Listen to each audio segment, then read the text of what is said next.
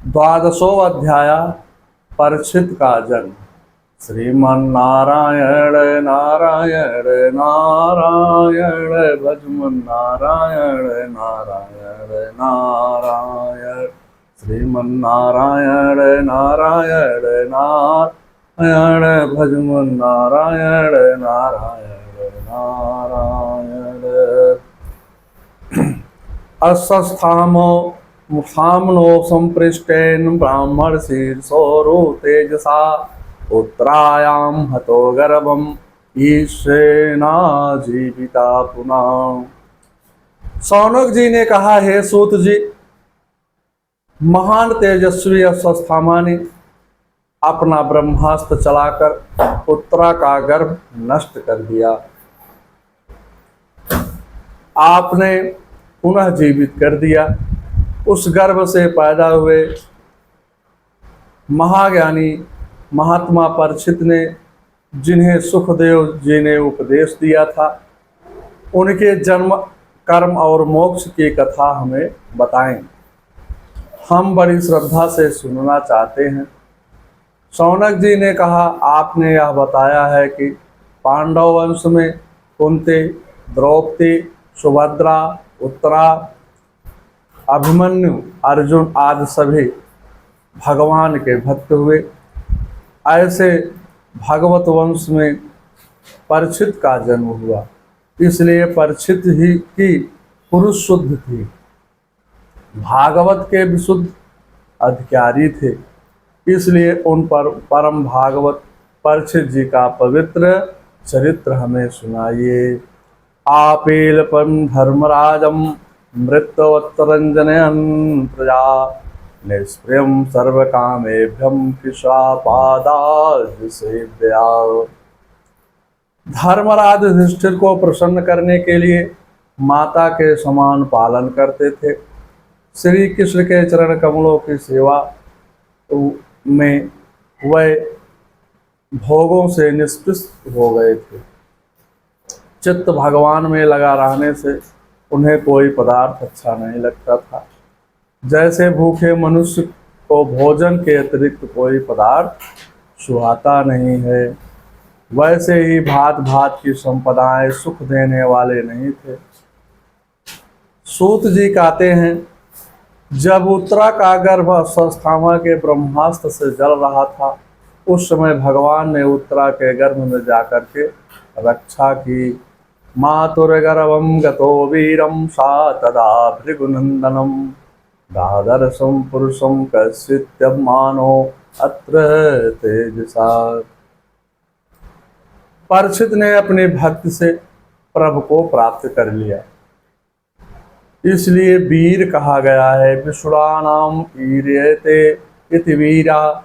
परीक्षित ने कहा, मेरे दादा युधिष्ठिर को 90 वर्ष में दिव्य दृष्टि दी, वही दिव्य दृष्टि 90 दिन में प्राप्त हो गई।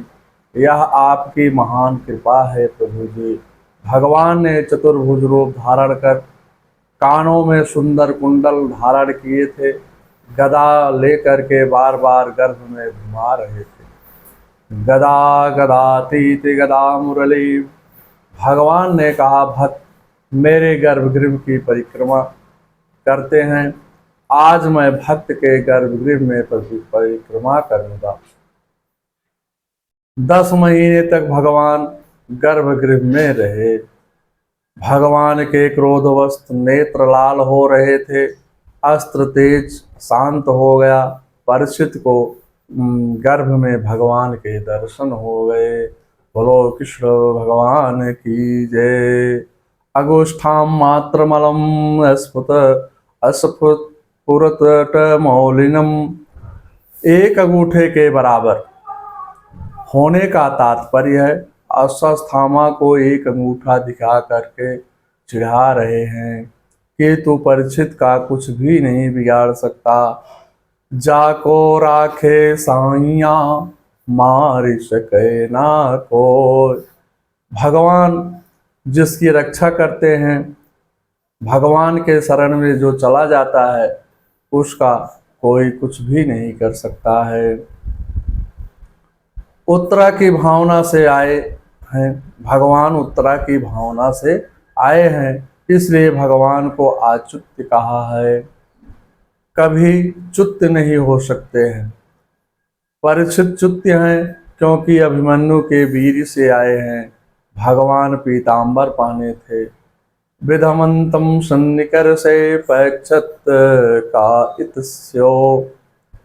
भगवान ने अश्वत्थामा के ब्रह्मास्त्र को नष्ट कर दिया।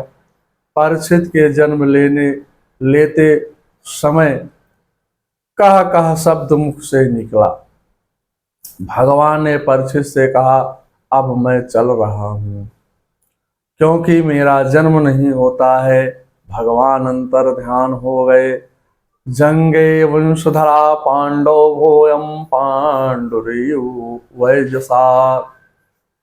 शुभ समय आने पर पांडु के वंशधर परीक्षित का जन्म हुआ।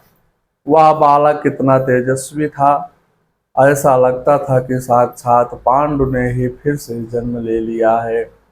युधिष्ठिर परीक्षित के जन्म से प्रसन्न हुए। उनके जात कर्म संस्कार कराए। युधिष्ठिर ने पौत्र के जन्म के समय ब्राह्मणों को स्वर्ण, गौवें, पृथ्वी, हाथी, सोने, घोड़े दान में दी। परीक्षित को पाकर युधिष्ठिर धन्य हो गए। युधिष्ठिर ने ब्राह्मणों से पूछा, यह कैसा बालक है? ब्राह्मणों ने कहा, तस्मा नामनम विश्रातिथि लोके वृक्षवा भविष्यति न संदेहो भगवतो महान। यह बालक विष्णु के द्वारा रात रक्षित होने के कारण इसका नाम विश्वरात होगा। यह अपने चारों ओर सभी जीवों में परमात्मा का ही स्वरूप देखेगा, इसलिए लोग इसे परीक्षित भी कहेंगे। परीक्षित शब्द की व्युत्पत्ति।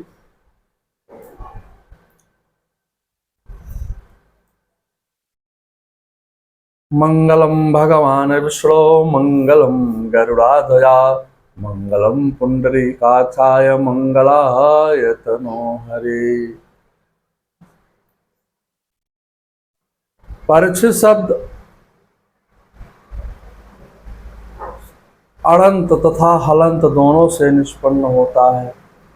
परितः इच्छित परीक्षिता शब्द का अर्थ है जीव भी होता है, क्योंकि वह परितः ईक्षणा निरीक्षणम भवत अस्याम क्रियायामितिम परीक्षा तदस्य से जातार्थ प्रयोग में परीक्षित जिसके धर्मराज के चित्रकेत कर्मों का निरीक्षण करते हैं। यह इक्ष्वाकु के समान प्रजापालक, श्री राम के समान सत्य प्रतिज्ञा वाला, शिव के समान शरणागत रक्षक, भरत के समान यज्ञों का कर्ता, दाता, गंभीर, धनवी, पराक्रमी होगा। इसमें भगवान के सभी गुण आएंगे। यह कल को काबू में रखेगा।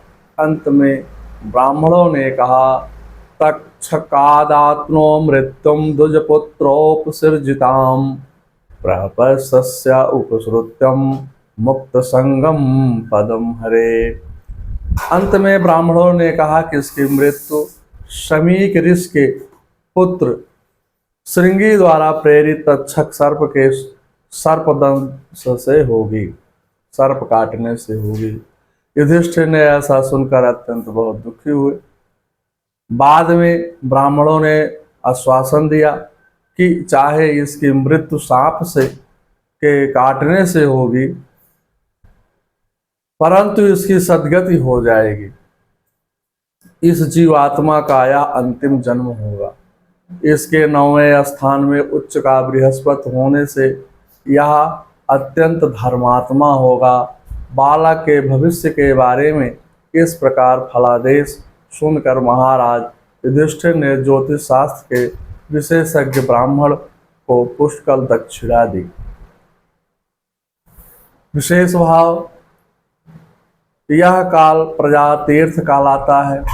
इस काल में दिया गया दान जातक के लिए कई गुणा पूर्णप्रद होता है।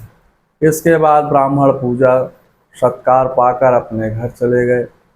इधर परीक्षित शुक्ल पक्ष के चंद्रमा के समान दिन प्रतिदिन बढ़ने लगे।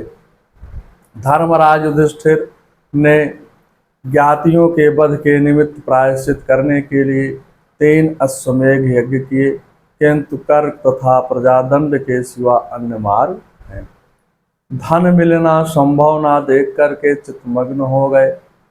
तब भगवान की प्रेरणा से युधिष्ठिर के भाई श्री कृष्ण की प्रेरणा से मरुत ब्राह्मणों द्वारा छोड़ा हुआ बहुत सा धन लेकर आए। उसे यज्ञ सामग्री एकत्रित कर यज्ञ किया कराए। राजा मर्द के यज्ञ में दक्षिणा से तृप्त होने के कारण वह धन छोड़कर चले गए।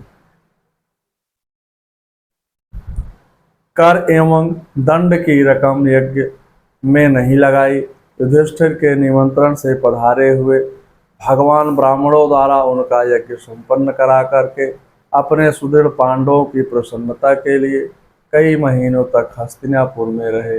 इसके बाद भाइयों सहित युधिष्ठिर और द्रौपदी से अनुमति लेकर के अर्जुन के साथ भगवान श्री कृष्ण ने द्वारका के लिए प्रस्थान किया। अयम द्वारतिम ब्राह्मणम सार्जुनम यद्वित्वा। अथ श्रीमद्भागवत सप्ताह कथा के प्रथम स्कंद का 12 अध्याय समाप्त हुआ। प्रभु भजन एक लाइन में हम करते हैं। नाम है तेरा तारण हारा, कब तेरा दर्शन होगा। नाम है तेरा तारण हारा, कब तेरा दर्शन होगा। जिसकी प्रतिमा इतनी सुंदर, जिसकी प्रतिमा इतनी सुंदर, ओ कितना सुंदर होगा। नाम है तेरा तारणहारा, कब तेरा दर्शन होगा। जिसकी प्रतिमा इतनी सुंदर, ओ कितना सुंदर होगा। तुमसे न्यारी लाखों प्राणी, ये संतों की बाणी है। हाँ, ये संतों की बाणी है। तेरी छवि पर ए मेरे भगवन, ये दुनिया दीवानी है। तेरी छवि पर ए मेरे भगवन, ये दुनिया दीवानी है। भाव से तेरी पूजा रचाऊं, भाव से तेरी पूजा रचाऊं, जीवन में मंगल होगा। जिसकी प्रतिमा इतनी सुंदर, ओ कितना सुंदर होगा। जिसकी प्रतिमा इतनी सुंदर, ओ कितना सुंदर होगा। नाम है तेरा तारणहारा, कब तेरा दर्शन होगा। नाम है तेरा तारणहारा, कब तेरा दर्शन होगा।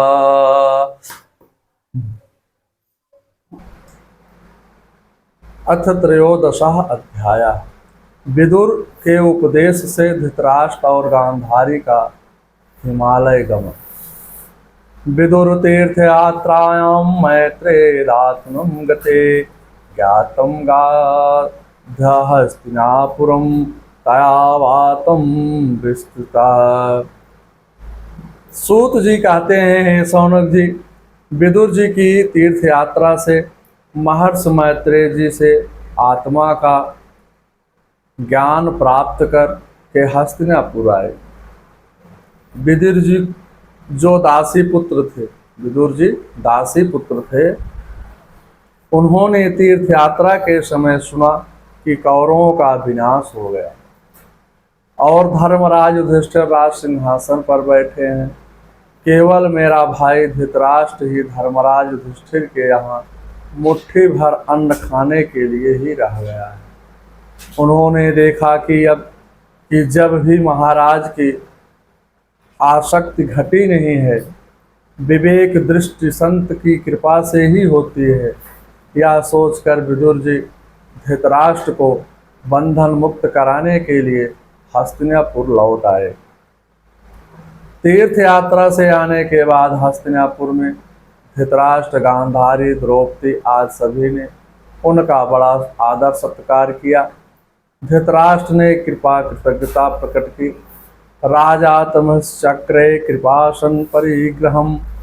विदुर जी जब सुंदर आसन पर विराजमान हो गए तब युधिष्ठिर जी ने कहा, हे चाचा जी, आप हमें छोड़कर चले गए, आप हमें बड़े बड़े संकटों से बचाया है।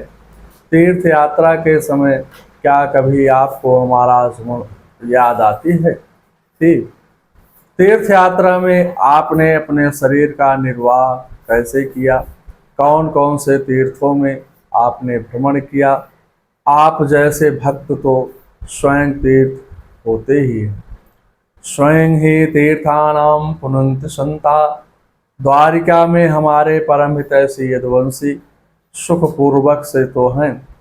यह सुनकर विदुर जी ने सारा वृत्तांत युधिष्ठिर जी को सुनाया, परंतु यदुकुल के विनाश का समाचार नहीं दिया, क्योंकि इसको सुनकर पांडवों को महान दुख होता।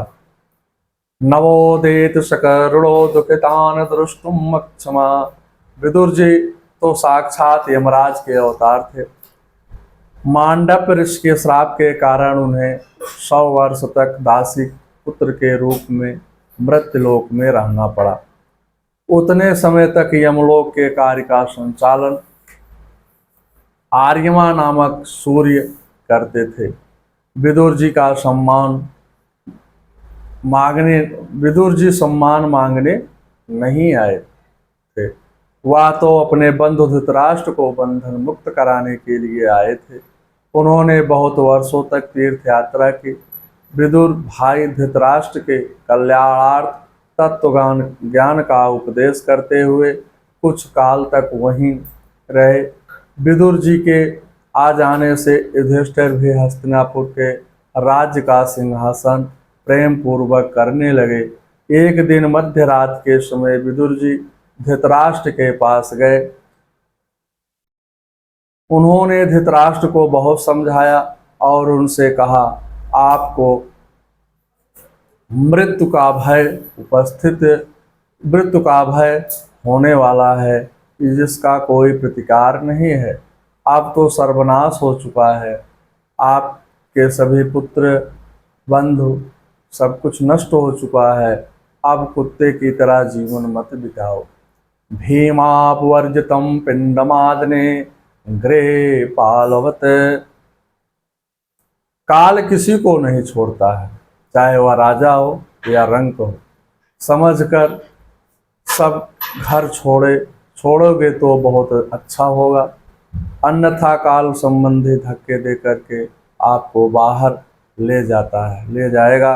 अब तो अनिद्रा में बहुत से लोग सो लिए हो, अब तो जाग जाओ। जगने का अर्थ है भगवान की शरण में जाओ, तपस्या करो, जो भी पाप जीवन में किए हो उससे मुक्ति प्राप्त करो। धृतराष्ट्र ने कहा, मेरे भतीजे युधिष्ठिर मेरी बहुत सेवा कर रहे हैं। विदुर जी ने धृतराष्ट्र से कहा, भैया याद करो, तुमने पांडवों को मारने के लिए क्या क्या प्रयत्न नहीं किया। सभा में द्रौपदी का अपमान किया, भीमसेन को विष के लड्डू दिल खिलवाए, लक्षागृह में पांडवों के जलाने की योजना बनाए। सभी पांडवों को मारने के लिए अनेक आपने प्रयत्न किया है। विदुर जी बोले, अब थोड़े समय में ही पांडवों का प्रयाण होने वाला है। तुम्हारे ऊपर भी काल मंडरा रहा है, तुम्हारे मुख पर मृत्यु के दर्शन हो रहे हैं। या स्वाकात परतो वे जात निर्वेद आत्मनाम हृदयम कृत्यम हरिकेयम प्रवेति नरोत्तमम।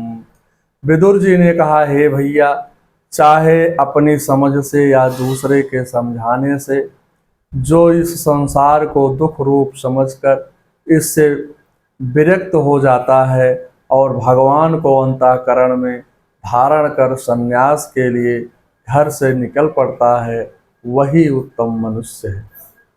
धृतराष्ट्र ने विदुर से कहा, हे भाई, तुम्हारा कहना तो बहुत अच्छा है, परंतु मैं अंधा हूँ, अकेला कहाँ जाऊँगा, कहाँ रहूँगा, क्या खाऊँगा।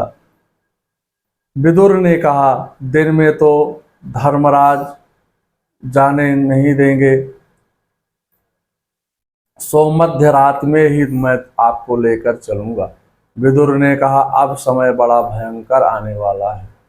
सायो भगवान कालम सर्वेषां न समागता। इसलिए हे भैया, अब शीघ्र यहाँ से हम सब निकल चलें तो सबसे अच्छा होगा। आगे आने वाले समय में मनुष्य गुणहीन और पापी हो जाएंगे। धृतराष्ट्र विदुर के आत्मोद्धार वचन के लिए को सुनकर रात्र में ही गांधारी को साथ में लेकर उत्तर दिशा की ओर हिमालय पर्वत पर चले गए। प्रातःकाल युधिष्ठिर धृतराष्ट्र के महल में गए, वहीं पर चाचा जी नहीं दिखाई दिए। तब युधिष्ठिर शोकग्रस्त होकर के मन में उद्विग्न विचार करने लगे कि हमने उनके 100 पुत्रों को मृत्यु के घाट उतार दिया और उन्होंने आत्महत्या की होगी। अंशमानम समलम गंगा दुखतो अपततम। जब चाचा चाची का समाचार नहीं मिला, तब तक मैं भी अपन पानी भी नहीं ग्रहण करूँगा। धर्मात्मा जब व्यतीत होते हैं तब संत आते हैं। उसी समय देवर्षि नारद बीड़ा के साथ वहाँ पहुँचे। युधिष्ठिर ने नारद जी का पूजन बड़े दुख मन से किया और रोते हुए कहा, हे देवर्ष, मेरे पापों का कारण चाचा चाची कहीं चले गए, हमको नहीं बताए, पता नहीं किस अवस्था में होंगे, क्या खाते होंगे, क्या पीते होंगे, कहाँ होंगे। इस प्रकार से दुखी देख करके धर्मराज को नारद जी कहते हैं, आप उनका नारद जी ने कहा, शोक मत करो, सारा संसार काल के अधीन है। वही ईश्वर संयोग वियोग के कारण है। जो स्वयं काल के अधीन है, वह दूसरों की रक्षा कैसे कर सकते हैं। अतः तुम उनकी चिंता को त्याग दीजिए। वह अपनी पत्नी गांधारी के साथ हिमालय में ऋषियों के आश्रम में निवास कर रहे हैं, केवल जल पीकर जीवन व्यतीत कर रहे हैं। उन्होंने इंद्रियों का दमन कर दिया है। वह इस समय समाधि में अपने मन को समाहित किए हुए हैं। तुम उनके रास्ते में अध्यात्म मार्ग में विघ्न मत उपस्थित करो।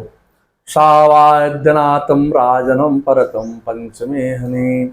आज से 5वें दिन उनकी सतगति हो जाएगी।